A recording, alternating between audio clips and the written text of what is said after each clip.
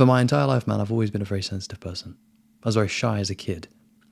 And for most of my life, I kind of felt like it was difficult to manage because you notice so much, you feel a lot more, and it's not really relatable to a lot of people.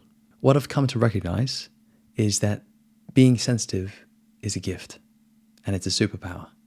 And I want to break this down for us a little bit, man, because it's rare. It's very rare.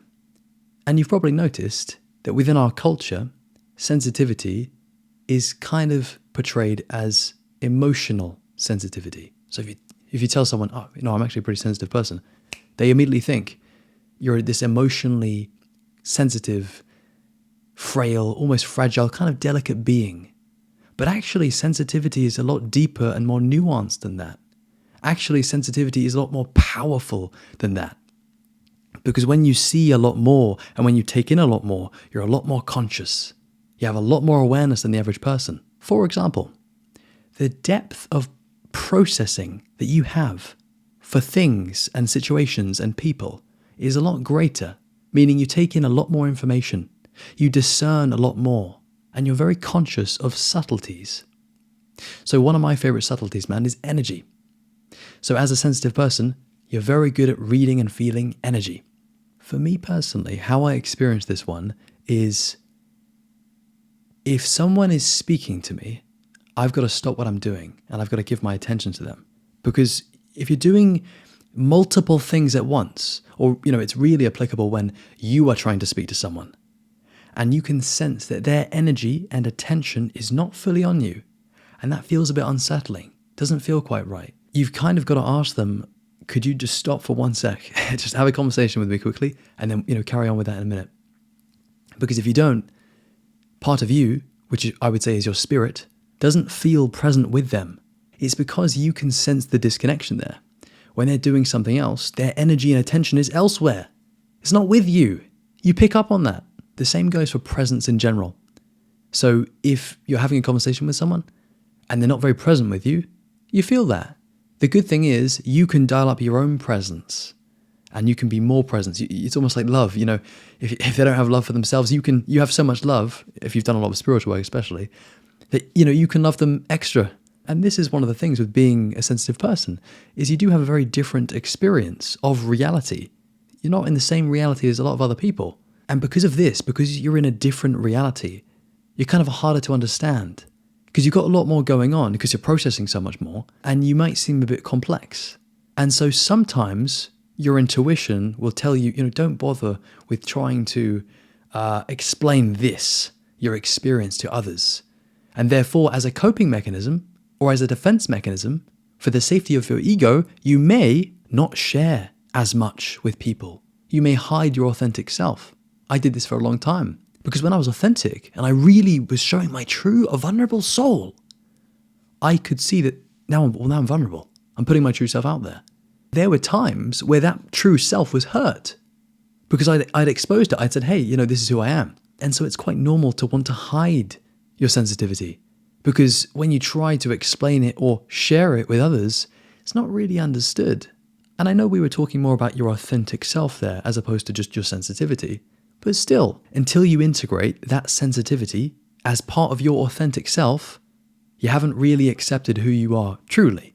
Because the whole point of this video is to accept your sensitivity as a gift.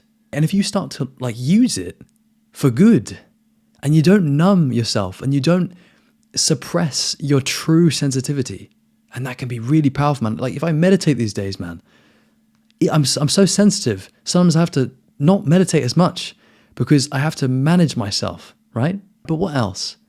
What else is part of being a sensitive person? Here's a big one. Emotional awareness. You have this ability to quite quickly gauge or sense the emotional temperature of a room. Or if you're in a conversation with someone, you can quite quickly pick up on their emotional state. And, if you're anything like me, you're quite empathetic. So you'll adjust yourself very quickly. And you might not even do this consciously. It'll just happen. And depending on your tolerance for energy, you might be able to sit with them for, say, on the one hand, just a few minutes because, it's quite a lot. On the other hand, You might be very tolerant energy-wise, energetically, and you might be able to sit with them for hours. Because what's interesting, I have this sometimes, man, is you can shift into spirit, by which I mean you can shift into your higher self. So when you're listening, when you're sort of absorbing energy, it's not like you're just sitting there like a brick wall. No, it's the opposite.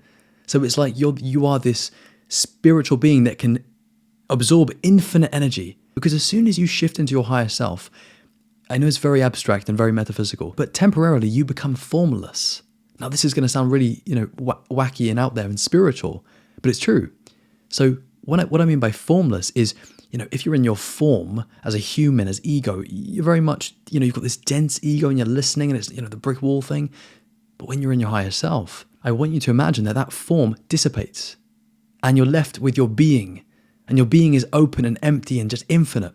Even if you're very energetically sensitive, your being can tolerate anything. Think about saints and sages who have helped people throughout history, even like someone like Mother Teresa. She's in her being when she's helping people. The average person does not have the patience and the kindness and the open-heartedness to be able to help seriously sick people, or, people who are struggling, because they're still kind of in their selfish ego. When you shift into your being, however, it's a different game. And as a sensitive person, you can do this more easily because naturally you just have a stronger connection to spirit, to higher self. The next thing is that you have quite high sensitivity in terms of your senses.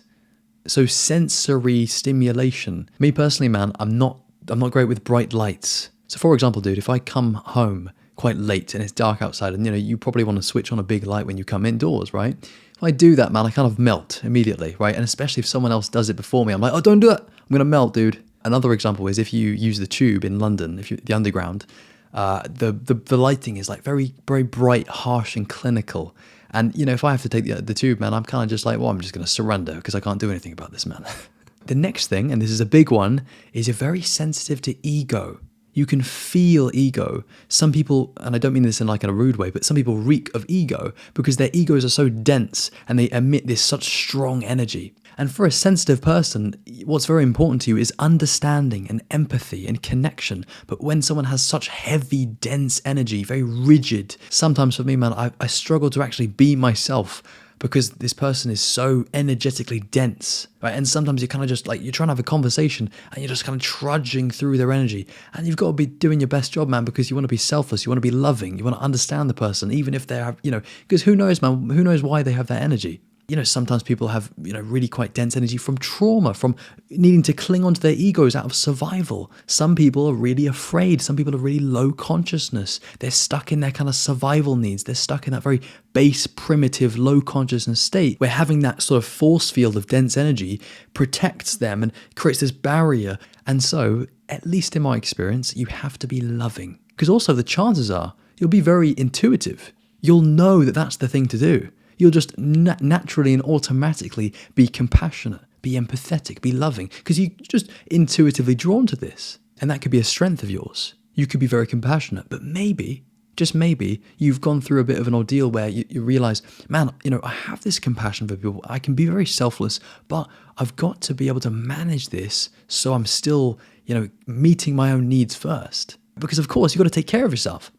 Because as a sensitive person, if you don't take care of yourself, you are particularly aware of how you are off. And it's quite sad, but it's how it needed to be. For me personally, I suppressed this kind of thing for years with pornography. I always kind of knew that my state was pretty shit, and then it was because of PMO. But I burned through it for years and years and years. I'd met those needs so deeply, like exhausted them, to the point where I'm like, okay, man, listen, I'm just suffering at this point.